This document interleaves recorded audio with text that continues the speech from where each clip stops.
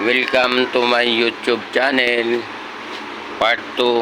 Ito yung ito malapit na mabiyak yung gagawin kong gulong rubber na ito.